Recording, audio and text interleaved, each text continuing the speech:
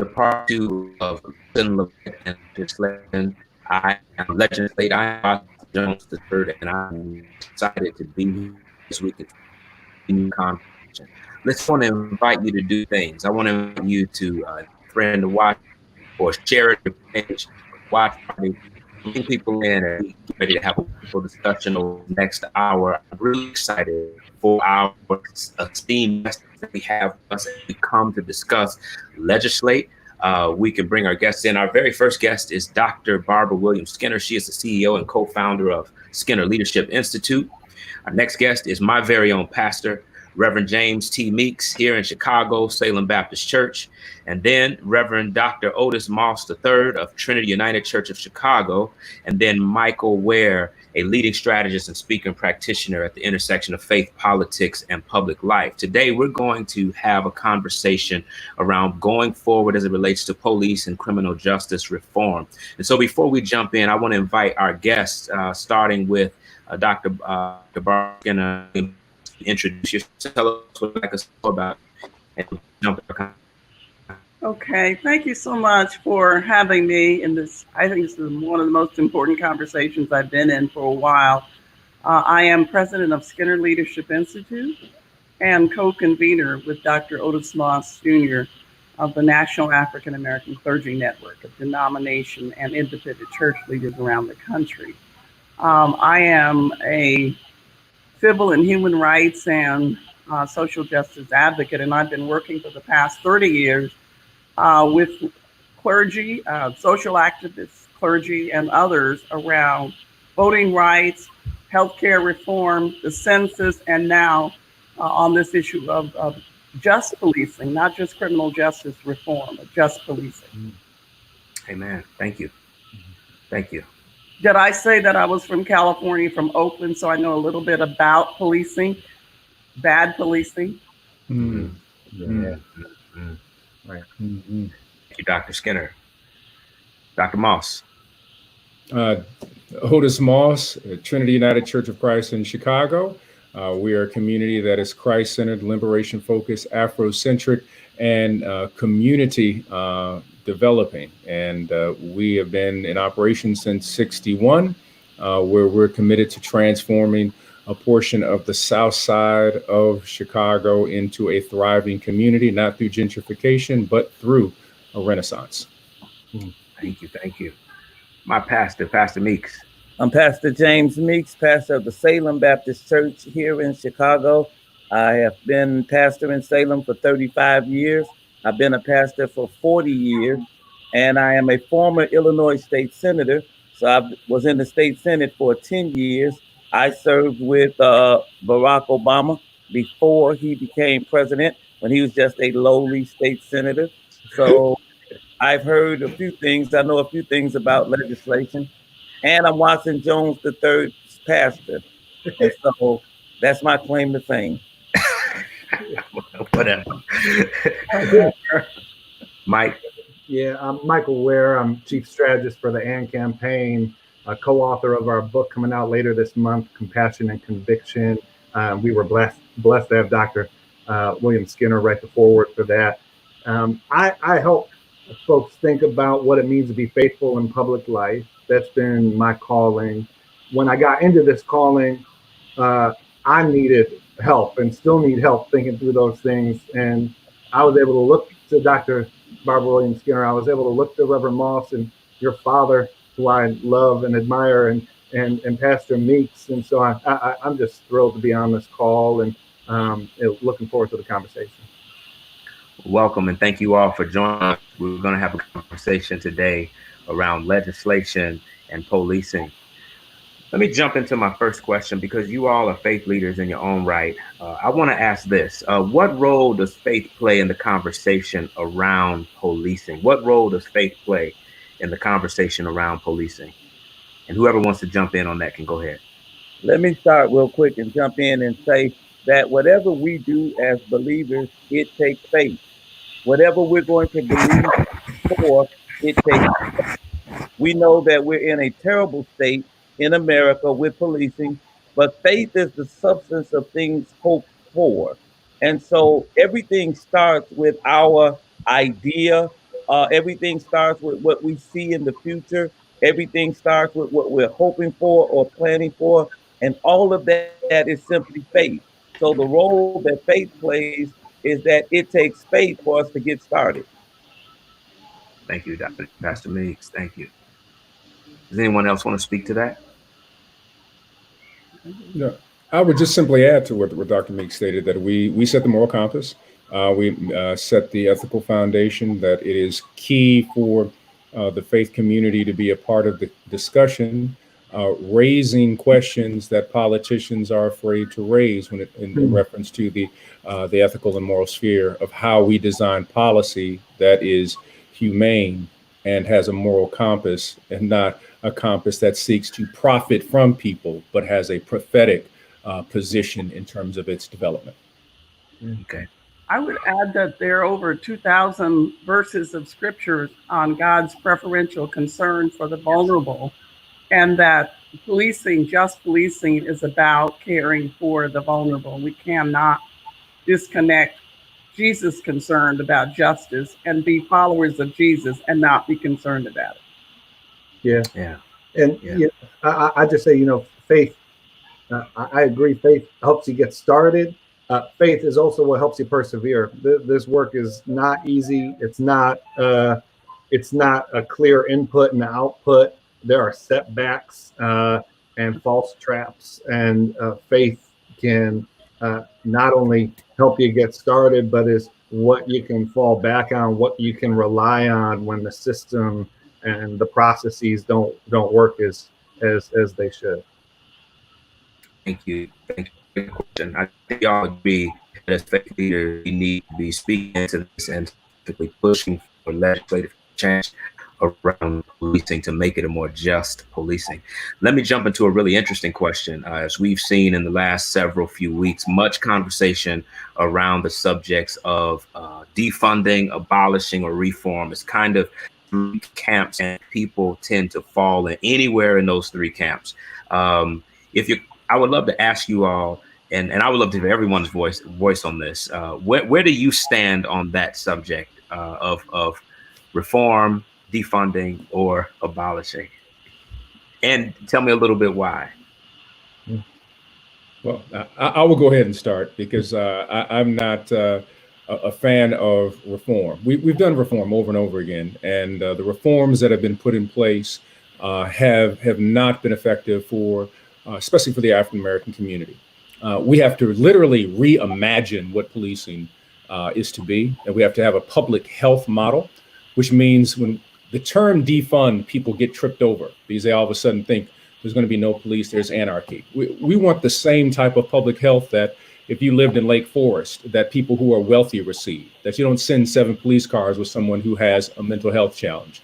We want the same type of public health perspective that other nations do all the time, that you have a specific role for people who are mental health workers, social workers. We have militarized the police because policing that we have in the United States comes out of the slave catching model that has been focused systematically on controlling people of color.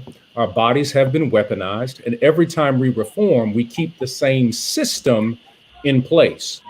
So we have to reimagine, and we have a wonderful imagination. We can put people on the moon so that we can reimagine what it means to have a public health model where we see people as human beings and not simply as criminals, or we are occupying a territory to control people who certain individuals may not believe belong in society. So we just have to completely reimagine. So I fall on the defunding side. I fall on the reimagine side. I fall closer to the abolishing side. Reforms to me have not, from historically, have not worked. Yeah, I tend to agree. I wouldn't use the word defunding. I love your conception of reimagining. I live right now in a Black community in Washington, D.C. I lived previously in a largely white community. There's no connection between the way police treat us here versus when I was in a white community. Police are there to help you do whatever you need to do. They're helpers. They're public safety. They are there to support you in every way. My neighbors knew that. I just happened to have gotten the benefit of it because I was in that community. Here is the police see us as dangerous, and they have to control us. And I think that has been rooted in the system of slavery. And if you don't see that in the slave patrols and the black codes and all of the issues that have taken place that have controlled black bodies, police see black men especially, and black people, let's say that includes women, as dangerous. So that means no amount of violence is enough to control them. To understand policing, you have to just look at our history. And so you can't paper over that. I think we have to start there. I believe that police are asked to do too much. I'm a social worker by training. Police are asked to do mental health counseling, domestic violence counseling. They're expected to go when there's a fire. They do. So the defunding makes sense. That money would be shifted over to health sustaining, life sustaining activities and services. So my issue is reimagining completely what policing and public safety for black people would look like if it was like what white people got. What would that look like? Yeah, that's the danger in going third, because police have their roots in the black codes and in slave patrols. That's where they have their roots. They were originally organized. And then, Watson, when we look at the movie Birth of a Nation, police were actually organized to make sure that they control this creature called the black man. And so whenever they roll up on a black man, it's hostile from the beginning, because as Dr. Skinner said, they don't roll up on us to help or to see how they can help. They roll up on us to see what we've done wrong and for what reason we can be taken to jail. I want to reimagine, like Otis said, Dr. Moss, and I want us to reimagine that an African-American calls the police and we get the same treatment that a white person gets, that they call us yes, ma'am, and yes, sir. Yes, I don't ever read about or hear about police coming to a community with battering rams, breaking down the wrong door because they think that they got someone. I don't ever hear about police going into a home of a white person, shooting the white person 8 times for mistaken identity and looking for drugs. It doesn't happen. So let's reimagine. Let's reimagine that police can treat us just like they treat white people. And I don't even know if they need a whole lot of retraining for that. They just need to know that they know how to do it when they go to one side of town. They should know how to do it when they come to our side of town. Yeah. I just add, police officers need to be public servants. They need to.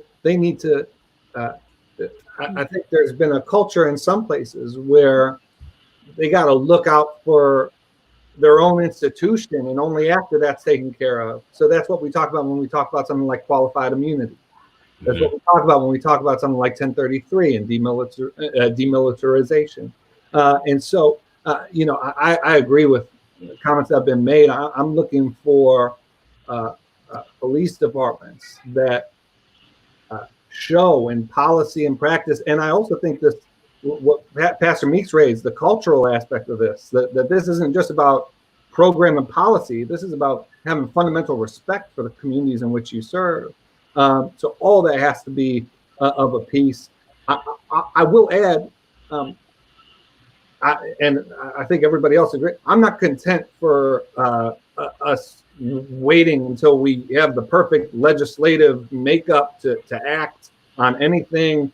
There's political will now, and I think this is the time we need to press people to act. Even if we can't get everything that we're looking for, there are serious proposals on the table that will at least begin to show some movement forward, as opposed to accepting stalemate until we get filibuster proof of this and that. No, legislators need to legislate. Mm-hmm. And I would add to what was just stated, just one particular example.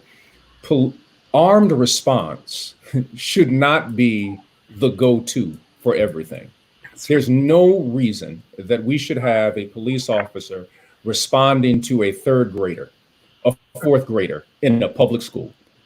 Police officers couldn't secure a building, but they should not be used instead of counselors, mental health officers, and teachers. And we have militarized things. Like my father says it this way. He says, we live in a country that feels more is more secure in protecting the right of a gun owner than protecting the rights of a child. And we have to begin to rethink everything when it comes to armed response. We have a love affair with guns. We have a mythos, the whole Old West mythos about a person with a gun. And we have to break down a culture that is deeply connected to the weaponization of Black bodies, that when a person puts on a uniform, they enter into a cultural system that sees Black people as the enemy that must be controlled. Dr. Moss, you know, I was the chairman of the State Board of Education for 4 years. And when you defund nurses, defund counselors, and you give $1.5 million to police in a school, you're actually paying the police to be there when the nurses and the counselors used to be. Yeah. You took the same money that you don't have now for nurses and counselors, but you have it for police. So I agree with that point 100%. Yeah. And that really goes to the defunding piece. Yeah. That police see themselves as public servants and that Black people pay their salaries too. Yes. Pay their health care, pay for their pensions. So once they understand that, hopefully they'll get the cultural piece a little tighter. Yeah. But one of the great challenges I think that that always sits within this is the police union. Yes, the police unions have been the enemy of Black people. The Black Police Officers Organization in 1979 in Chicago put forth all of the recommendations in order to reform, change, shift the culture, reimagine the Chicago Police Department. In 1979, the consent decree that came down had the exact same things they said in 1979. Black police officers have recognized this for so long. They said there is a problem, and it usually starts with the police unions that are invested in a certain way of operation. They have such political capital, and they don't want to lose that. Well, that is why the policeman who had his knee on George Floyd would put his hands in his pocket, look dead into a camera for 9 minutes, almost 9 minutes, 8 minutes and 46 seconds in a smug-like way, because he knew the police union, to Dr. Moss's point, would back him up, and that he might be indicted, but he would never be convicted. That was a smug look that the police union have got my back. That has to stop. Yeah, well, I know that Watson is eventually going to go to the question of police unions, but in that we are here. Yeah. If a policeman is found in a crime, if something happens, the police has 48 hours before he even has to answer what happened. The young man that fell asleep in Wendy's, he was given an immediate breathalyzer. No policeman is given a breathalyzer immediately. He has 48 hours to go home, think about what happened, get his story together, talk to his union rep, collaborate. If I'm stopped by the police within 5 minutes of the stop, they know my entire history. They know everything about me. If a policeman does something wrong, or if he has 18 complaints against him, we don't know anything. That's all because of the power of the police union. And one of the things that we're going to have to do as it relates to reform is we're going to have to reform the police contract. We're going to have to work with our cities to make sure that we understand the contracts that the police are signing. Because right now, people in most cities don't have a clue of the privileges that police get. And a policeman, if there's a shooting, that policeman should have to go in immediately and answer what happened without that. If Otis and I got in trouble, they would separate us both. So my story and Otis's story, we don't know what each other is saying. They should separate police. They should get the story. And so the power is in the union, and we have to break the union contracts. That's the whole point of police reform. Is there any reason why a policeman should not be fined or dismissed or put on leave for turning off the camera, body camera? Because I'm hearing over and over stories of where police intentionally turn off their body camera, so there's no accountability. There should be, I mean, in addition to all the other actions that should be taken, to me, that is a travesty. He or she is saying, I have planned in advance not to be accountable. Yeah. And it requires oversight. And if these police departments won't provide the oversight themselves, and I mean, we all worked on it, the Department of Justice has to step in. And we saw that near the tail end of, especially during the second term of the Obama administration. The current administration has scaled basically all of that back, along with the Civil Rights Division of the Department of Justice entirely, and that needs to change. If these police departments won't hold their own officers accountable, then the federal government has to hold these police departments accountable. Right. Well, we jumped on the lane of police accountability. I want to go back to the question about unions. I think, Pastor Meeks, you brought up a wonderful subject. What, in your views, I know, Pastor Meeks, you've talked about this in different settings. In your views, what should it look like? What should it look like? What should the relationship be between the cities, police, and the unions, in your view? Well, in my view, all unions are set up to protect their constituency. Teachers unions are designed to protect teachers. Police unions are designed to protect police. Fire unions are designed to protect. So I understand that, but it should not be so skewed on one side, because when they're protecting the police, who protects citizens? Where is our union? Where is the group that actually lobbies for us? And so I would be advocating for a citizen's bill of rights. What rights do I have at a traffic stop? What right do I have to say or not say, get out the car, not get out the car? Where are our rights? If all of the rights are on the side of the policeman, just because they have a union, and they are, as Dr. Skinner said, we pay their salary, we pay their health care, we send their kids to school, yet they have all the rights and we have none. And so I advocate for a citizen's bill of rights. We should have some rights, and we should have people advocating on our behalf. Who's our advocate? That's a good question. Anyone else want to take a stand on the police union question? One of the key issues in and around this whole piece of defunding, reimagining, and abolishing is the idea of public health workers who are called instead of the police. One of the reasons that police unions fight against that is that they will not be a part of the union.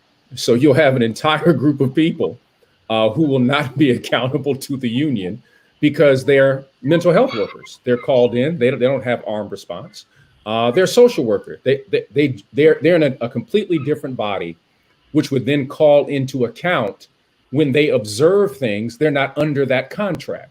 So part of the argument on the other side has been that they're going to lose union power and negotiation power with the city because they're going to have all these healthcare workers, social care workers, nurses, a variety of people who would be called in the case of an emergency. Since most people really don't need an armed response when you're annoyed by your neighbor's fence or something of that nature, or somebody is asleep in the car in Wendy's, do you need an armed response?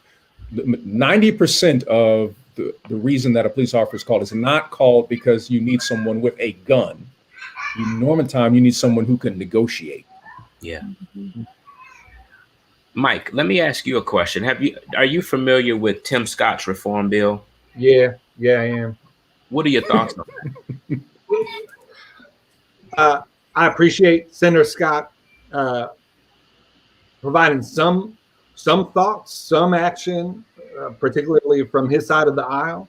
It's important to note that there are some provisions of the bill that are helpful, that some of which are included in the Democrats' bill. So just for folks, Senator Tim Scott put forward this legislation. It failed to receive a vote in the Senate to move forward to debate. So right now there's a stalemate, but Senator Scott's legislation would increase federal reporting requirements for use of force.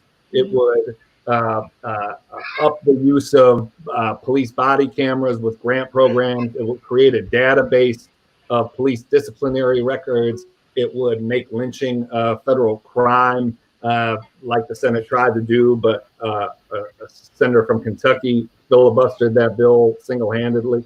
And there's also training for de-escalation. These are important things. It's not commensurate with the task ahead of us. It's not enough. It's weak sauce in my view. I will say I would prefer, and you know, this is a difficult conversation. There's political strategy and good faith. I think we're in a moment right now where there's political will that I can't depend on 6 months from now. I think we've spent a lot of time depending on elections turning out a certain way. So I would like to see if there are measures that we have 60 votes in the Senate where folks agree on, like a database, like use of force, like banning, let's move forward with that. If Democrats are concerned that just because Trump signs a bill with some very low floor measures that all of a sudden people are going to be confused about what he stood for his entire presidency, then that's on Democrats. Let's not stall reform, any reform at all, so that we could get some ideal legislation down the road. But that's my basic approach. I think I appreciate Senator Scott at least showing some leadership in a Senate that Republicans control. It's not enough, but there are some pieces there that will at least effectuate the political will we're seeing in the streets to a certain extent, as opposed to just talking and holding press conferences. You know, Watson, the best kind of piece of legislation to pass is something called a bipartisan piece of legislation. And so why couldn't Senator Tim Scott sit down with Senator Kamala Harris, Senator Cory Booker? Why couldn't they sit down together? Since they're all African American, this new legislation is designed to help the situation with African American and police.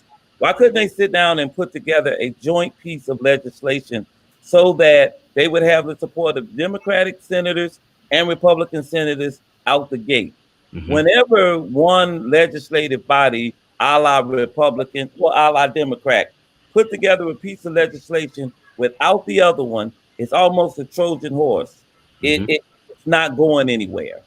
And so the best thing that Tim Scott could have done was to seek his colleagues across the aisle and to figure out what is it that get their input. But when that wasn't done, you know, his bill was kind of history anyway. And I would add that one of the things that any type of policy that we do, we have to connect it to, one, the war on drugs. The fact that we have policing that is funded through federal grants based upon how many people you arrest in so-called drug cases. But, you know, homicide is not, you don't get grants for that. Sexual assaults, you don't get additional grants, which also connects it to the military industrial complex. So the surplus of military items goes to our police department. So it becomes really a round robin of people really making more money. And in the process, Black people are the targets and are the ones who are hurt in the process. We have to break the connection of prosecutors and police departments working together in certain aspects of this idea of the war on drugs. We're going to have reformist policies. We're going to have new type of prosecutors. And we no longer can have the militarization of police. The police are not supposed to look like they are in Iraq. They are not the military. They're not trained like the military. And it makes no sense that we're giving all of our military surplus material, changing the color, and then giving it to police departments because they have achieved a certain number of arrests around so-called drugs, and then they place more black and brown bodies in jail that are now privatized, so another group makes money, and then they have been lobbying the same people, i.e. Tim Scott, Mitch McConnell, to ensure that they maintain their particular contracts. Yep. It is a dirty and corrupt system, and we have to call it out. And the war on drugs is a war on Black people, and it's also connected to the dysfunction, destruction, and pain that is witnessed in the way that policing functions in America, because they're continuing to find a way to make money off of Black bodies. Yeah, you always have to follow the money. I think Dr.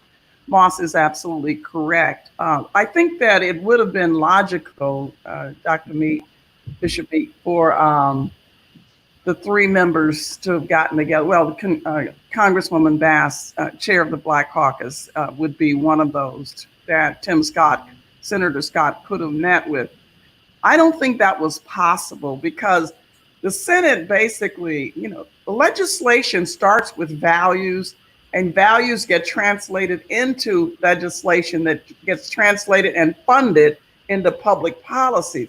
If the core value of the Senate, head by Senator McConnell, is that this is not a systemic problem. There are few bad apples. And that if you get rid of these bad apples, everything will be all right. Well, we know that's not true because even after George Floyd's death, there have been more chokeholds. Mm-hmm. So I think that it's really, the House bill was bipartisan. It was 236 to 181. So they had Republicans. So I think the question is going to be, how do you get, and this is where the church has a role to play, because we're not as aggressive and as in outreaching to our leaders in Congress. The church has power it is not using. You have Black people in states run by Republican members of Congress who cannot get elected. Hello, without the Black vote, places where we're 30%, Mississippi and Alabama and others. Mm-hmm. So our Black churches should be connecting to those members of Congress, because I'll tell you, the group they don't want to see up there are Black pastors. That's right. So I'm just saying that I don't totally disagree with the idea that they should get together, but two warring philosophies here. One is a few bad apples, so we just are going to tell the police it's not nice to do chokeholds. But if it's banned and police can't move from one city where they have been convicted, let's say not convicted because they're hardly ever convicted, right, but indicted, okay, for killing unarmed Black people, they can't get a job anyplace else, it would stop. All of this is about money. And I think that's why moving money from the police budgets the way Los Angeles did, 150 million, and put it into community services. For some of those services that Dr. Moss just talked about, nursing, mental health services, other health services, that's the way it really should go. It's about the budget. It's about funding. But I don't see the two coming together until there's an understanding that this is systemic. It goes back to controlling Black bodies. Actually, it goes into filling up prisons. Absolutely. It goes into filling up jails, because you can look at when schools are defunded and jails are built, that's a philosophy at work. And that's what we have to counter now. And I don't think people have been out there for 6 weeks protesting for a weak bill. I think they need to deal with this as though it is a crisis. It is a public health crisis. Yeah, absolutely. There's so many angles to take this, because we do need to discuss that the criminalization of Black men in order to fill up privatized jails, Correction Corporation of America, which is the #1 prison stock, they've changed their names, but now they are into making ankle bracelets so that when prisoners are out, they're still profiting and they're still making money. There are about 250 products that prisoners make in prison right now for private corporation. And in America, America must have an permanent underclass. And so it's now the prisoners, and they keep making sure that whatever the laws are, Otis, if it's drug laws, the whole crime bill was structured to keep Black men in jail. So Right. we do have a great discussion that we have to have there around Black people and being in jail. But I think also we need a conversation about the white evangelical church. And you said that what would scare Washington or whoever would be Black ministers. What would really scare them is Black and white ministers. There's no question about that. There's no question. And we need to counting on white evangelicals. That's why I said it that way. Oh yeah, we're not counting on them, but we have to get somehow to the moral conscience, because that is the group that Washington is listening to. And that is the group, I'm sure Otis and Watson, they've had their white friends calling them saying, well, what is it that I could do? You know, I want you to know that I'm with you. Well, that's what we need them to do. We need them not to just carry a sign to say Black Lives Matter. We need them to get in the trenches with us, because when we go to Washington together, we can see some movement. Yeah, we don't need any more allies. We need accomplices. Right. we got enough allies. We appreciate the allies. We need we to have move from ally to advocate to accomplice. We need you to be accomplices in this work. We have, I don't know about you all, but I have been on the phone with every white friend I have who asked, what can I do? Yeah. And so we need white folk right alongside us as accomplices. But all I'm saying is that if Black pastors did their part, it would make a difference. They will not. They in Washington, I don't know about the state legislature, but in Washington, D.C. in the Congress, groups of pastors going up on Capitol Hill, it makes a difference. Well, let me ask you guys this. This is a good conversation, by the way. Very good conversation. Thank you, Mike, and you all bouncing around Senator Scott's question. That was a question that came from our online forum. And so I wanted to toss that in because it got asked twice. Let me ask you guys this. Is there any legislation that you've heard so far that legislative proposals, even beyond state level? I might hear you. Yeah, you just broke up. What about, can you hear me now? Yeah. Sorry for that. Is legislation that you heard on the federal or state level you think would be good to see that would really address this policing question?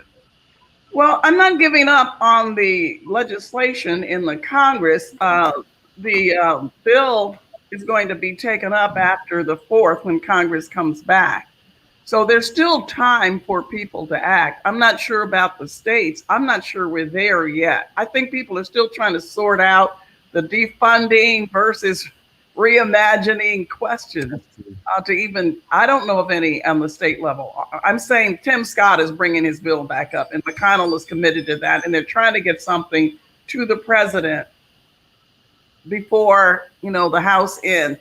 Now, look, they were far apart on the stimulus. They were years apart, and they got together on that. I think Republicans do not want it to be said that they went home and did nothing on police. Mm-hmm. And historically, the Black community has never witnessed policing that worked in our interest, ever. There is no model, period.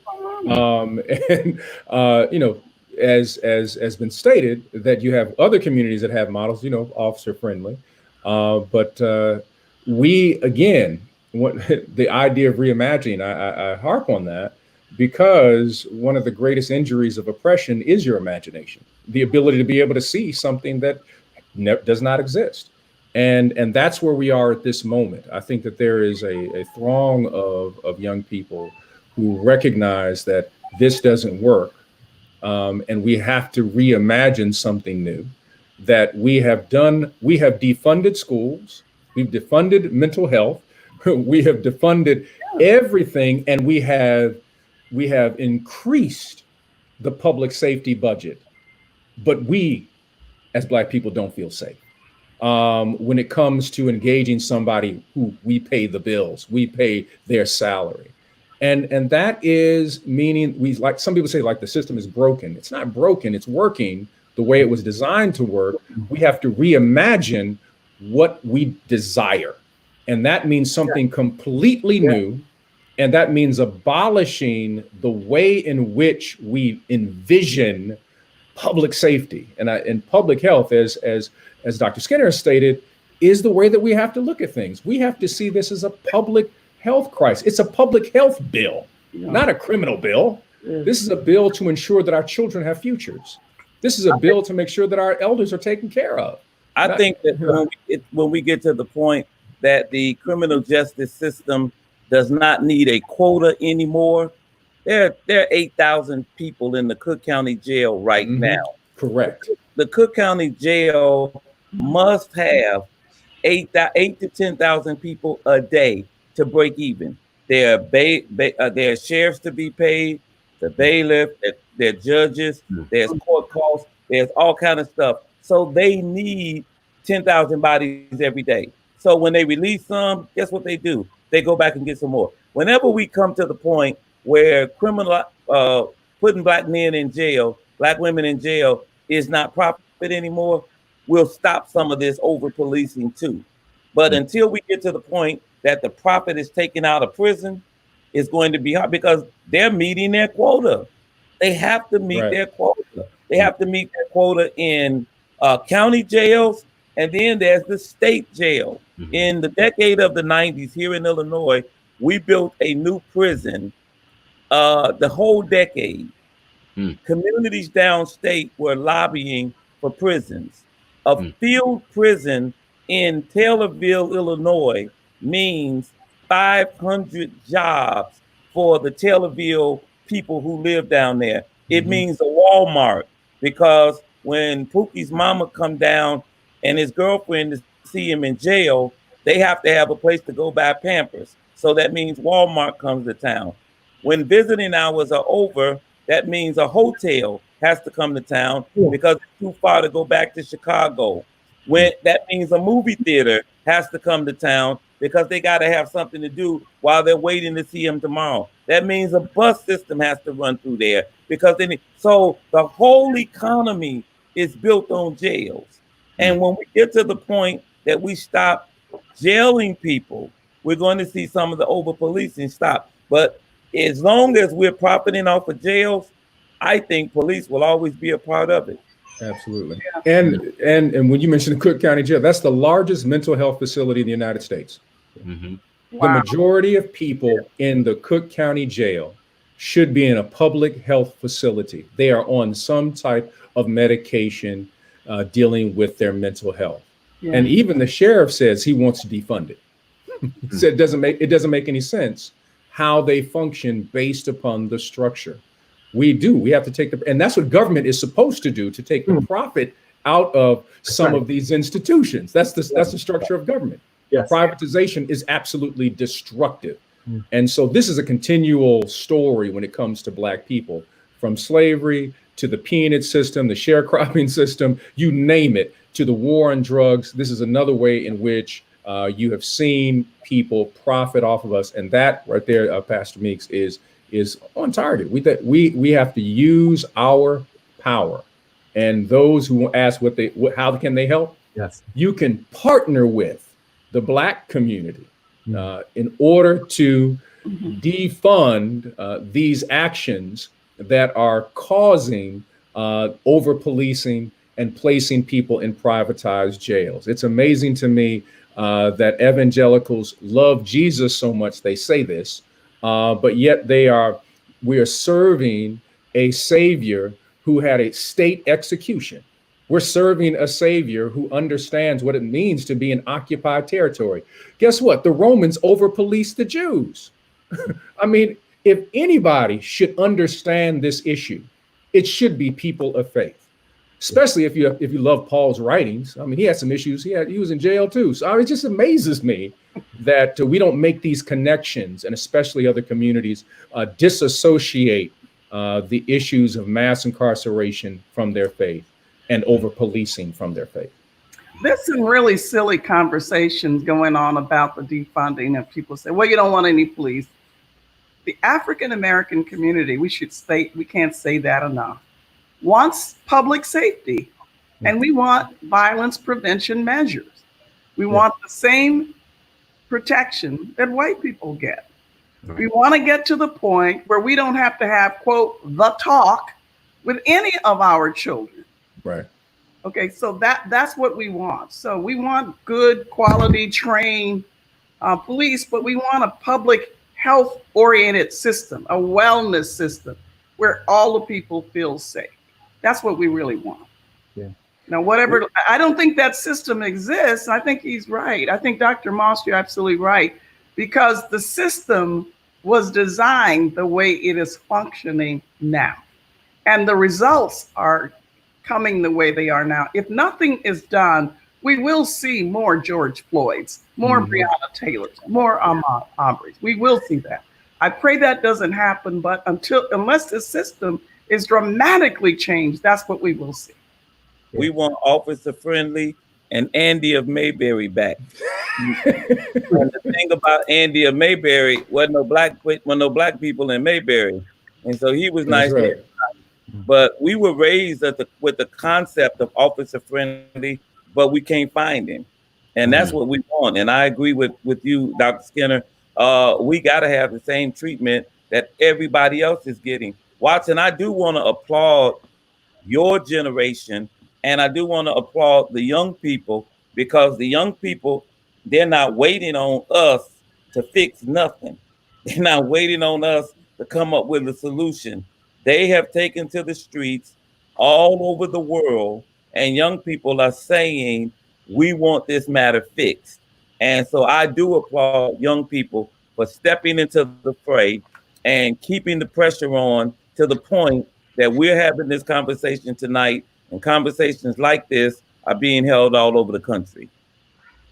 Let me ask a question. We've got about 13 minutes, 12 and a half minutes, and I think we can get some good things on this question. This is kind of our final question that I would love to hear some conversation on. What are some practical ways that the church can unite locally and nationally across racial and theological lines to fight for police reform? Yeah. Let me just suggest one thing, that Black pastors have more power than they're using. We should be meeting with police chiefs. They work for us. And we should be making clear that we are watching how you're functioning. We want to be partners with you in just policing.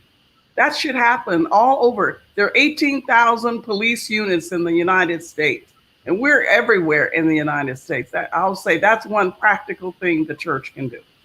Yeah. That's good. Yeah. I just want to affirm, Dr. Moss said something that is, in my view, the question. I've been working on this essay for a couple months. It should come out at the end of this week, and I won't belabor the point, but I just want to pull out, this is ultimately a question about desire. Our systems are set up at the end of the day the way that citizens want them. And so when folks come to this question of law enforcement, that question of what you desire is just fundamental here. And then just to the previous conversation, it's important to note 90% of this policy is done at the state and local level. And so that's why Dr. William Skinner's point about pastors being especially effective, because there's just less degrees of separation. You're meeting with your police chief, you're meeting with city council and state legislators, and so that's key. On the federal side, though, I just note Congresswoman Ayanna Pressley and Congressman Justin Amash have a qualified immunity bill, a standalone bill. There is the House Democrats bill, which I think in terms of scale is much closer in scale to kind of what you want to start a conversation with. And so, and campaign hasn't officially endorsed legislation, though we're looking at it very seriously. But just to name those pieces of legislation. And the last thing I'd say, well, when it comes to your question, Watson, and really to what much of what has been raised, in his last sermon, King told the story of the Good Samaritan, and he talks about the Levite and the priest And it's amazing. I think often we think about the Levi and the priest, and we think, oh, these were indifferent, cold-hearted people. How could you pass someone on the other side of the road? And King says that he tries to empathize, and he says this amazing thing. He says, he said, I could see why Jesus would tell the story this way. It's a winding road, and I could imagine the Levi and the priest saying, if I went over, maybe the same person that attacked that man lying in the road would attack me, and then I want to be of use to anybody. And King says, he says, they approached this situation and asked, well, what would happen to me if I did something? And he says, the question we need to ask, what he called the dangerous unselfishness, is what would happen to the man if I do nothing? And when it comes to this conversation about law enforcement, when it comes to white evangelicals in this question, so often we're asking, what will happen to me if I do something? What will the unintended consequences be? What will happen if police aren't there whenever I want them? What will happen if this militarized police force isn't there to control things? And instead, the question, what will happen if we do nothing? I so appreciate the listening and lamenting and the pulpit swaps and all of that. But if you're lamenting doesn't necessarily lead to action. You could lament something and say, oh gosh, I wish that wasn't happening. What an awful thing that is happening over there. But you could say, but as a rational person, I couldn't possibly cross the road. I feel awful for what happened to that poor man. But as a rational, I got to protect myself, my family. And that's the conversation we need to have. I love the listening, love the lamenting. When it comes to policy, people start feeling like, oh, now you're stepping on my territory. And it's not your territory. We live in a democracy. We live in a pluralistic democracy. And so what can we do? We need to enter a conversation about policy about these issues that doesn't leave policy off the table, that doesn't leave off the influence that you have as a citizen, and especially some of these pastors and evangelical institutions. I was very happy to see Prison Fellowship, for instance, that hasn't done a lot on policing. They're on the criminal justice side. Prison Fellowship stepped in and said that Senator Scott's bill wasn't enough. They said they couldn't support it, and they said that more had to be done. They put qualified immunity on the table as something they were looking at. We need more of that. We need folks, everybody speaking into the situation as it is and not trying to emotionalize their way out of not doing anything. Well, don't forget the Congressional Black Caucus bill. It does have a good starting point, as Michael said, banning chokeholds and setting a national registry so bad police can't go and get hired in other places, and having qualified immunity and the like. Those are some issues we really do need that kind of national registry. So I think that Black churches could get that on your Facebook page or whatever and talk about it. Yes, it needs to go. You say it could go further, yes, but it's a good starting point. And I think Black churches should get familiar with that and support it.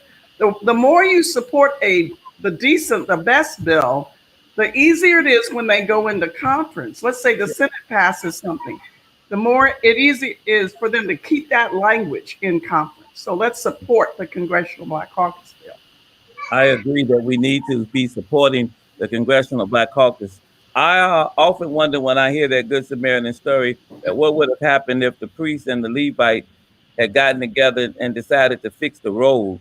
Obviously, something was wrong with the road. If everybody who walked down there got robbed, something is happening in our public schools, for instance, when Black boys are dropping out before high school, and when they're deciding how many prisons to build based on who can read at the third grade. Some of our gathering, we need to start doing some road fixing. I do agree with meeting with our police chiefs, but when we meet with our police chiefs, we have to be their ally in dealing with unions again, because police chiefs can't do nothing with the unions either. They are trying to get some of these things done, but their hands are tied. The police chiefs' hands are tied. And so they have to let us know, the Black church, the people, the community, why are your hands tied? They say, well, the contract says we can't do this, this, or that. Who negotiates the contract? The mayor negotiates the contract on behalf of the city. Who elects the mayor? The people do. So that needs to be one of our platforms. Yeah. When a person is running for mayor, we need to be able to say, will you negotiate this type of contract? So in our getting together, could you imagine if every church, rather than singing 94 praise and worship songs a Sunday, if we just sang 93 and took 5 minutes to say, okay, we're going to talk about the police contract and what everybody needs to be saying, and all of us leave church saying the same thing. That's one of the things that the church can do. Yeah, I think that's tremendous, Pastor Meeks. I fully agree that we need, on a local level, one, community accountability, citizens accountability with police, with indictment power.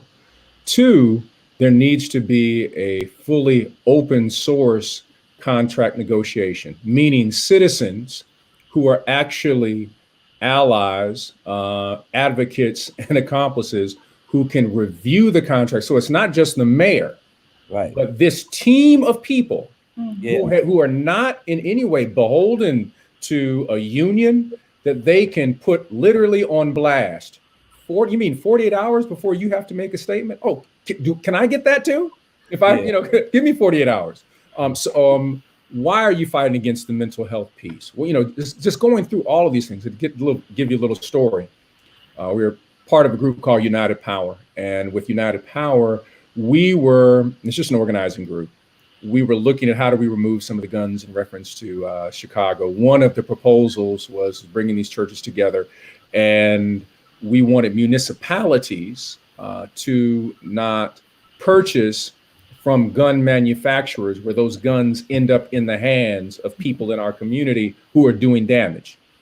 Well, guess who was the big fight again? The big fight we had?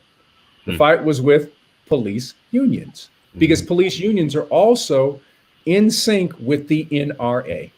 And the NRA is in sync with gun manufacturers, because they saw that as a way to reduce the number of guns and reduce the profit. So we really do need people who are working in terms of public theologians, have a public moral witness, who are raising questions. And the one way that I believe that evangelical churches can work with Black churches is we need those voices of accomplices who can speak with authority around these contracts publicly. Because guess what? The people who are head of the police unions go to your church. That's right. And we need those voices to speak with authority in connection with Black voices. We also need to vote, not just at the top of the ballot. Yes. Come on, say it, Doc. All the way down, the prosecutors to the attorneys general, the district attorneys, the school board, the mayor, all the way down. Pastors could, on their Facebook Live, take a minute now, you could actually start right now downloading those ballots and start educating your people about the impact on their lives of every item on that ballot. Judges, others, we need to be really smart as voters. Yeah, that's very helpful, especially Dr. Skinner. We talk about here in Chicago with the local AND campaign chapter that no one knows who these local judges are. People vote along the party line or whatever name sounds familiar, and some of these judges are doing absolute terrible damage. And we just, and then we're looking crazy trying to figure out what's going on. We need to know who they are and find good ways to educate our people. Yeah, sheriffs are on the ballot. Absolutely. They need to be accountable. Yes. Absolutely. Well, listen, I want to thank all of you for being here. And, you all have said a lot of great things, and you can't see the live comments, but I can. A lot of questions that popped up that we could not answer, and amens and hallelujahs over here as well. Before we leave, can you tell everybody where to find you on social media? Yes, I'm at Skinner Leadership, Skinner Leaders, one word, .org. That's our web address. And at William Skinner for Twitter, my Twitter handle. at William Skinner. jmeeks@sbcoc.org. Okay. On Twitter at OM3, on IG at Otis Moss III. You can find me on Facebook or at Trinity United Church of Christ or trinitychicago.org. Yeah. And I'm on Twitter at Michael R. Ware. And then also check out the AND campaign, just at AND campaign on Twitter and Instagram. Thank you. You've been listening to the Jude 3 Listen, Lament, and Legislate, as we've had wonderful discussion about listening and lamenting and legislation around police brutality. And I want to thank you all for chiming in for part 1 and part 2. And again, please feel free to reach out to any of our panelists if you have further questions or comments or want to connect further in conversation. Thank you so much for joining. Thank you. Thank you, Thank Watson. you. Thank you, sir. Thank you. Good seeing y'all. Thank you, guys. Be well. Thank you. Good to see you all.